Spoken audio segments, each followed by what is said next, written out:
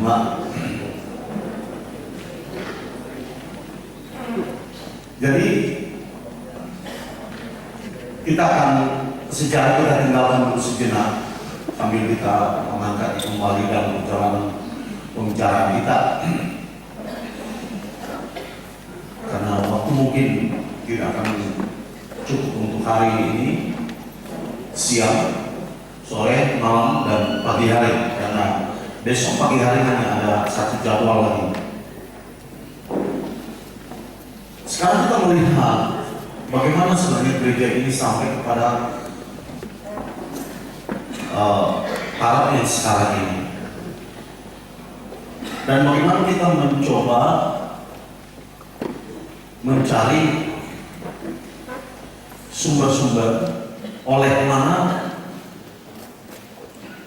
identitas gereja ini muncul. Nah, saya tidak mengatakan identitas gereja secara organisasional, karena jelas kalau organisasi kita itu berupa sinodal, artinya gereja yang diatur oleh sinode yang memilih pengurusnya gereja Pentakosta Indonesia. Ada di sana pengurus inti, yaitu ketua, para wakil ketua, kalau sekarang sekretaris, para wakil sekretaris, kemudian pembantu umum, kemudian sekarang kita melihat ada departemen-departemen. Nah, saya tidak mencoba menyatakan ini sebagai identitas dari sebuah organisasi gereja Pentakosta Indonesia yang boleh dilihat oleh orang lain sebagai gereja yang bentuk sinodal, bukan presbiterian, ya, dan bukan sistem apostolistik, tetapi saya akan mencoba melihat bahwa identitas gereja ini terbentuk dari pertama, doktrin yang diberikan di dalam gereja itu sendiri. Nah, saya tidak mencoba menghubungkannya dengan teologi dari gereja Pentakosta Indonesia, tetapi saya mencoba doktrin, karena teologi dan doktrin ada dua hal yang berbeda.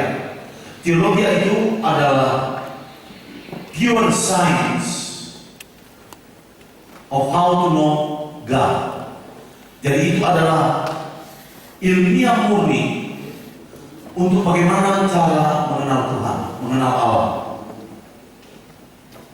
dengan data Alkitabiah yang kita miliki, itu yang disebut sebagai Alkitab yang 66 buku itu. Doktrin adalah hasil pemahaman, apakah itu pemahaman biblical terminology atau apakah itu pemahaman teologis dari ayat-ayat Alkitab atau pada keseluruhan Alkitab yang dituangkan di dalam doktrin. Oleh karena itu, bisa saja satu ayat dimengerti oleh tiga gereja menjadi tiga doktrin yang berbeda dari satu ayat yang sama. Karena doktrin itu datang dari pemahaman kita tentang ayat yang kita tahu dalam Alkitab itu. Advent juga demikian, Katolik juga demikian, Protestan yang lain juga demikian. Dan bisa saja pengertian kita tentang ayat yang sama di dalam Alkitab itu berbeda, sehingga doktrinalnya pun berbeda. Tetapi saya tidak bisa membayangkan sebuah gereja tanpa doktrin.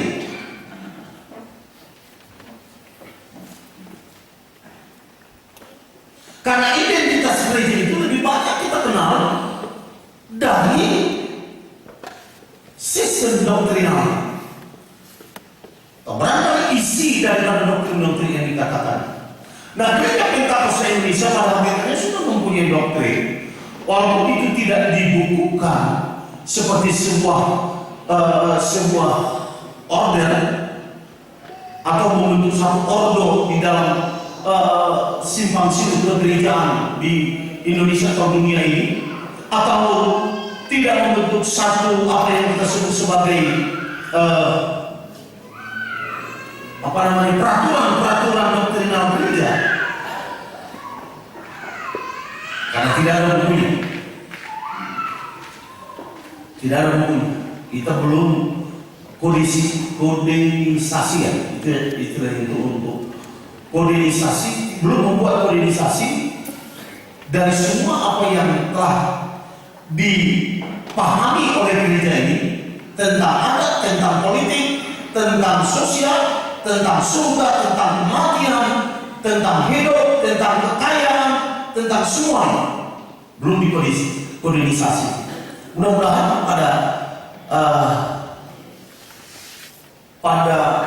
suara penggembala ini, semua ini akan terekam dengan baik dan sedikit sebanyak akan membuat semacam bukan kodenisasi, karena kita tidak memiliki kodenisasi. Kita tidak membuat kode-kode atau kode-kode etik dari pengajaran Alkitabiah, karena kita tahu pengajaran Alkitabiah itu boleh dimengerti oleh semua orang, semua budaya, semua intelektual, strata sosial yang berbeda-beda, dengan zaman yang berbeda, sehingga dia tidak boleh dibatasi oleh ruang dan waktu, dan ini dibawa kemana-mana untuk dipakai di ruang waktu yang berbeda. Artinya apa? Saya melihat bahwa Alkitab itu adalah buku yang universal, satu, kedua, yang bersifat holistik artinya berkeseluruhan. Tidak ada bagian Alkitab yang terpisah dengan yang lain. Ada mungkin perbedaan kata-kata di dalam setiap ayat-ayat Alkitab, tetapi pada hakikatnya semua ayat-ayat itu mengacu kepada satu tujuan Allah, satu maksud Allah, dan satu kemauan Allah yang ingin ditransfernya kepada kehidupan manusia.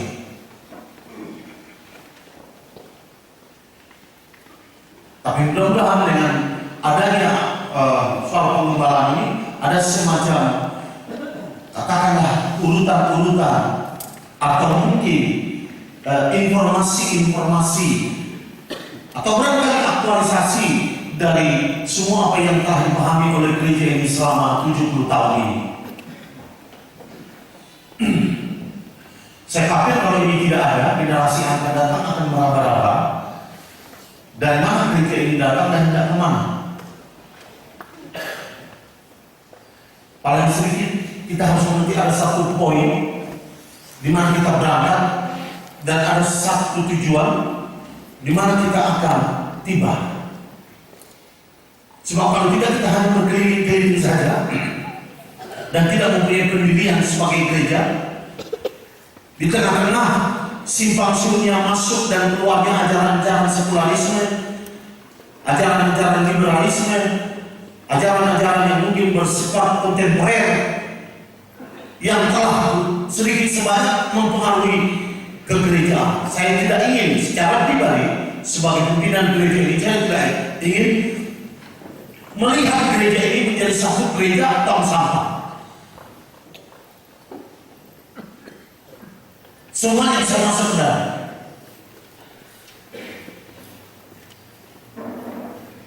Pembentukan Kristus pada 12 rasul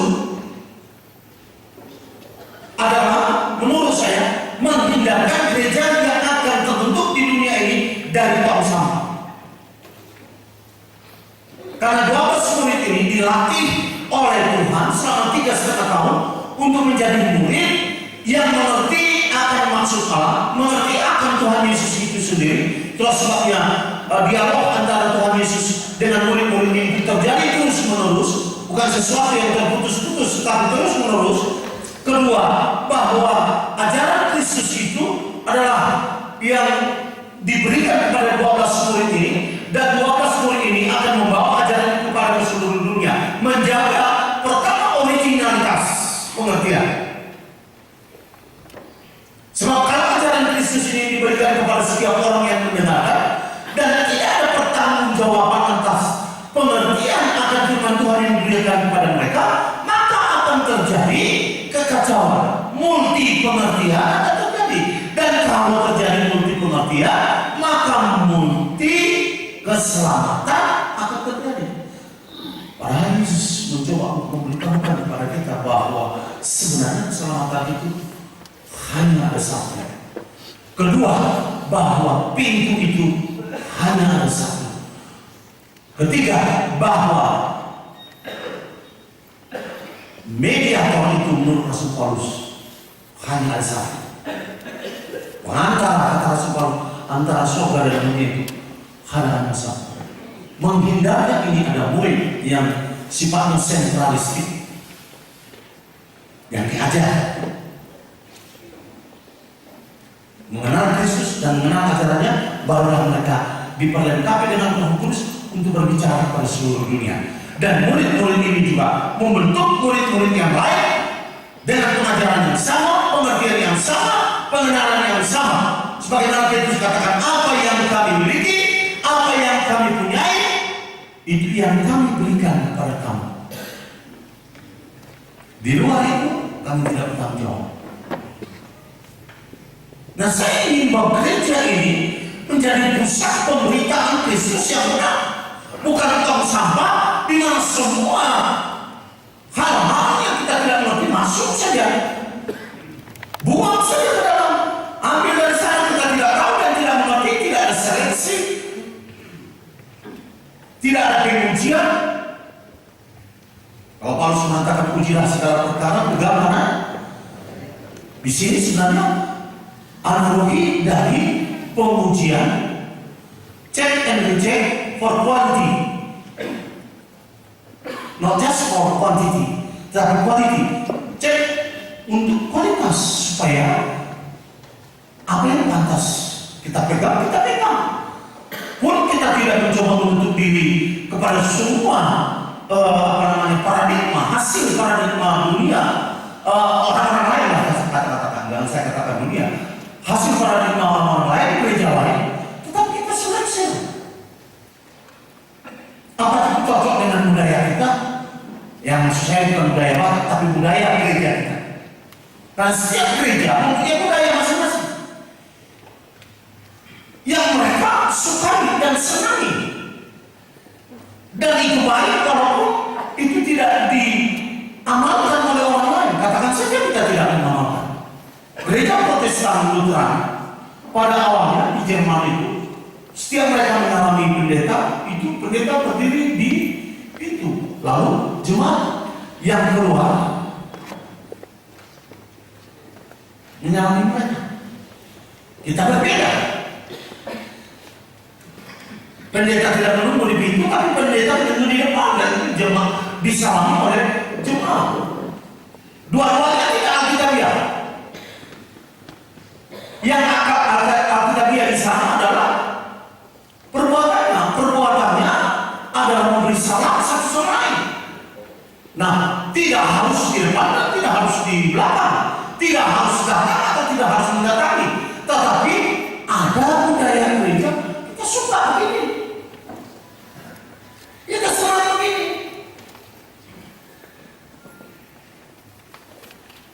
Di gereja orang lain, saya pernah melihat perkawinan.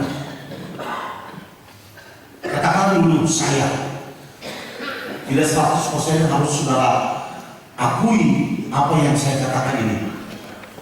Ketika ada perkawinan di gereja orang lain, gereja PPDI, saya berani mengatakan PPDI karena mereka juga suka mengatakan GPI. GPI sudah ngerti, GPI ada perbuatan di GPI. Oh iya, penghani sih. Kalau orang itu halagi dapat jodoh lebih pertuli, dapat tuli lebih perjodoh. Karena kita tidak mau hidup dengan cara demikian. Ketika diberkati di sini undang, terus setelah pendeta ini datang, dihampiri ini orang yang tahu, dua mempelai, lalu berdoa, kemudian dia mengundang pendeta-pendeta yang hadir di sana. Dan saya lihat dia sedikit agak memaksa beberapa orang untuk datang, karena saya lihat pendeta yang dulu diam, disuruh gitu, dia duduk diam. Akhirnya bukan begini saja, tapi matanya juga sedikit melotot. Akhirnya datang, dan ada 8 orang yang datang. Ketika 8 orang, lalu pendeta mengatakan kita tumpangkan tangan atas pengantin ini. Kedua pengantin ini mereka doakan. Dan saya tidak melihat ada yang salah di sana. Hanya saya melihat ada kejanggalan di sana dibandingkan dengan budaya gereja kami.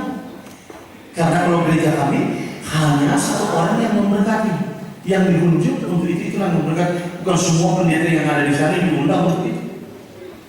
Sedangkan orang yang datang untuk di sana bukan dipersiapkan untuk memberkati orang itu. Nah, kebiasaan yang mereka lakukan itu menurut mereka tidak apa-apa, dan menurut saya kurang pas untuk sebuah perkawinan.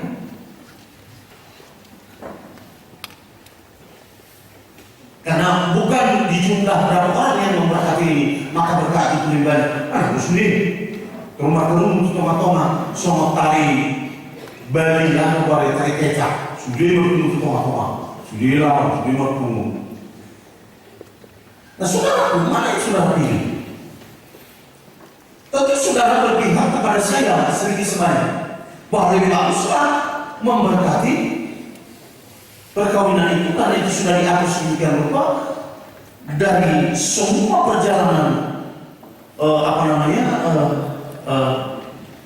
prosesi dari perkawinan itu sendiri sampai kepada pemberkatan dilakukan oleh satu orang pendeta. Lebih daripada semua pendeta ikut ambil andil dalam pemberkatan itu untuk menempatkan tangan, karena toh semua mendapat andil untuk mendoakan dan memberkati orang ini, walaupun tidak harus menempatkan tangan.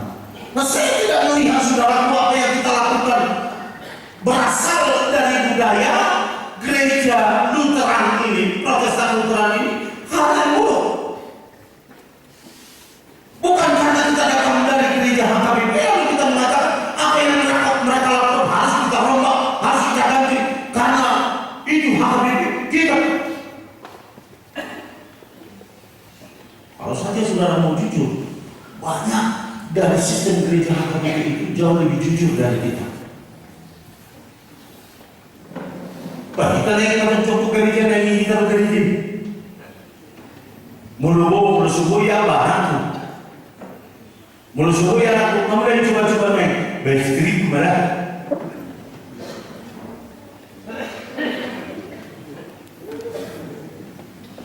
Mulu HKBP bilang saya melakukan itu sih. Coba itu urusan fokus gereja. Dan kan gereja menentukan kalau mati yang isi dari gereja. Menurut saudara saya yang lebih jujur, mereka atau kita? Nah, saya tidak melihat bahwa lintasan-lintasan perhubungan antara keadaan-keadaan ini membuat kita peniru-peniru saja dari gereja-gereja orang lain, tidak. Tetapi sedikit sebanyak itu akan membuat mengangkat identitas kita. Siapakah gereja ini? Orang gereja ini adalah gereja yang kalau kebaktian begini, yang kalau kebaktian ibadahnya adalah ada 2 pembukaan, ada 2 penutupan. Nah, saya tidak mengatakan bahwa gereja PPD ini tidak bagus, tidak ada pembukaan dan tidak ada penutupan, jangan-jangan tidak ada doa sama sekali. Nah, saya tidak mencoba menghukumi atau menghakimi mereka, tapi apa yang saya katakan bahwa kita mempunyai identitas sendiri. Ada fingerprint di dalam setiap orang. Ada dari setiap orang. Itu identitas. Kita boleh bersahabat, kita boleh berkawan, kita boleh bersama-sama gereja, kita boleh bersama-sama sebagai Kristen, kita boleh bersama-sama sebagai hamba Tuhan. Tetapi kalau kita selidiki sidik jari kita berbeda. That's what we call identity. Jadi bukan yang tertulis dalam KTP kita saja. M.A. Sibulian. Lah, jadi mau ano ko itong dong ako na magwa M.A. Sibulian nasi. Nangakin na ko yung mga sa natin gan. Ano na magwi man tutong mati. Betulan dokter. M. Hanadir na melakukan masukin M. Hanadir. M. Dokter. Dokter ini dokter kan dokter. Dokter lah kau ini. Oh, madu hamil tu. Kalau dokter ini gimana nih? Tapi ada identitas. Nah, saudaraku yang kekasih dalam Tuhan, menurut saudara, tidak perlu ada identitas kita. Dan lepas ke persoalan dari apa itu baik atau tidak baik. Lepas satu di mobil hakim ini menyatakan itu baik atau tidak baik.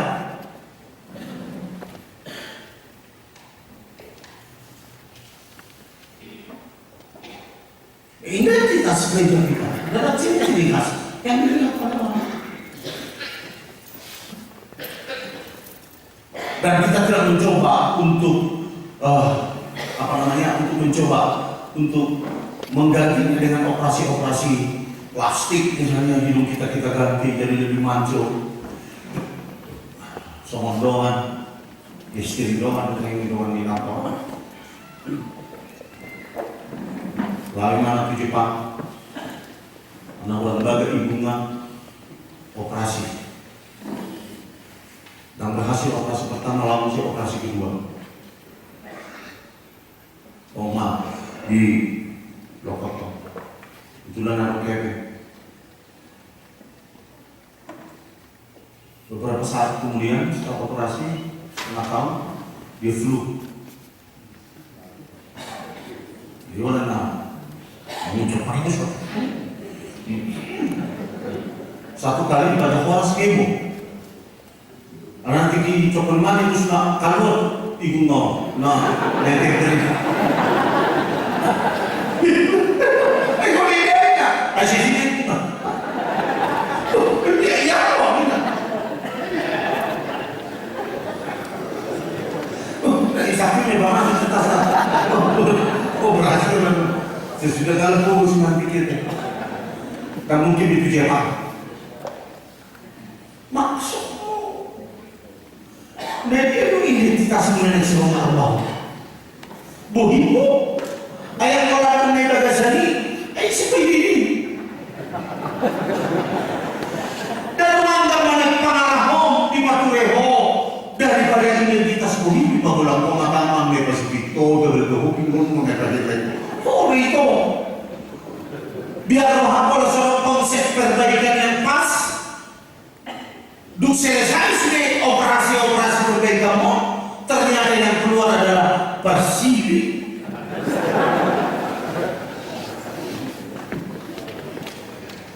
jolma-jolma negerinya karak-karakan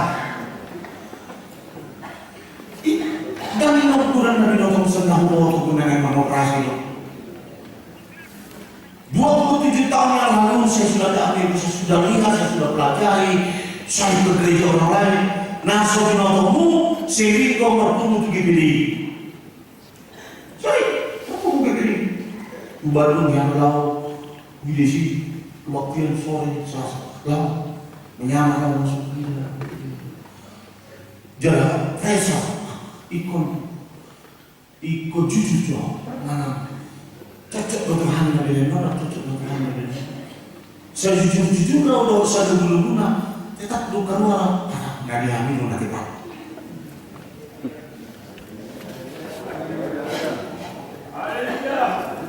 Sini naik. Kamu berdua loh ini. Bukan itu. Jangan ada perubahan itu, tetap ada perubahan. Karena perubahan itu adalah hasil dari pertumbuhan. Kita tidak berubah untuk berubah, tetapi kita berubah karena pertumbuhan. Ayam do, hasilnya do, nama perusahaan kamu yang nadi jolomo. Ayam hasilnya do, nadi dapat nadi materi mengenai globalisasi. Alanya kita hasil yang lain, kalau Indonesia dan masalah itu harus sudah gantian. Oh, pilihan di sini, belum sebenarnya. Jalan auto dong. Nomor kesini, itu juga berhitung lagi ya. Asal nama orang itu ditohila, nama kaki orang jogi yang sedang bagaimana? Lusi.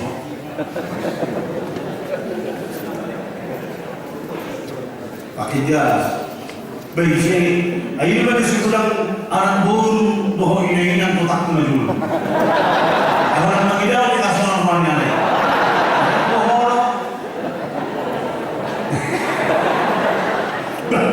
Maksud Iban orang identitas kita terbawa hui alai pangalapo, roham, perkeanam Iban identitas yang harus kita kembangkan. Tetapi fisikal kita tidak boleh. Mau masih kita kalau boy jong-jong, boy mah masih punya sudah itu biasa. Ulangan dua kayak ini.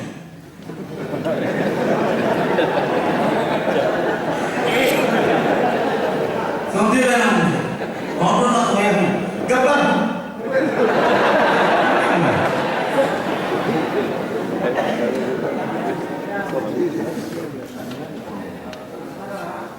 Bawa setakat. Oh, orang kau juga nonton. Saya tak begitu nonton. Dan kau juga nonton. Dan kita bertepi kau yang nonton.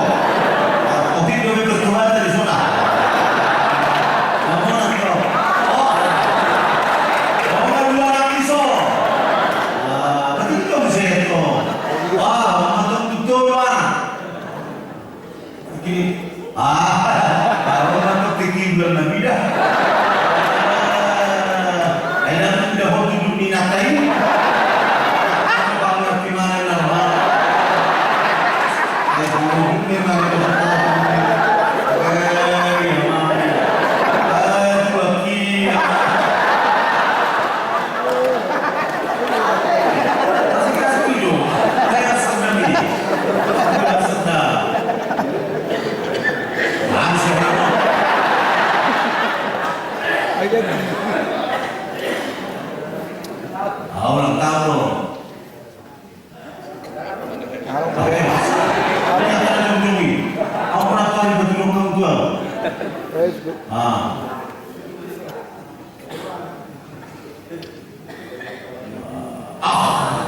Di Jerman. Ketika di Jerman, ngaya bahasa Jerman, orang simulan pengen.